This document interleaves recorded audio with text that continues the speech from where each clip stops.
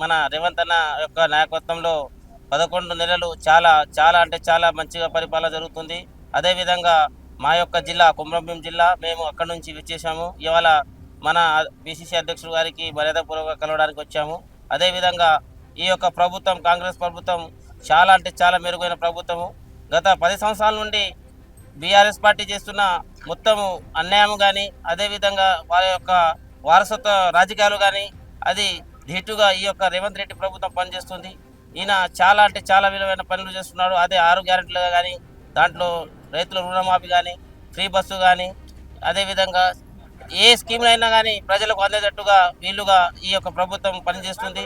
మొన్న జరిగిన మా యొక్క కొమరంభీం జిల్లాలో ఆ యొక్క బాలిక యొక్క మృతి పట్ల చాలా బాధగా ఉంది. ఎందుకంటే అది ప్రభుత్వ నిర్లక్ష్యం కాదు, అది ఒక అక్కడ ఉన్న వాతావరణ నిర్లక్ష్యం. కాబట్టి ఆ ప్రభుత్వం మీద చాలా నిందలు వేస్తున్నారు. అది కరెక్ట్ కాదు. ఎందుకంటే ప్రభుత్వము చాలా అంటే చాలా మెరుగైన వసతులు కల్పిస్తుంది, అలాగే డెట్ ఛార్జీలు పెంచింది.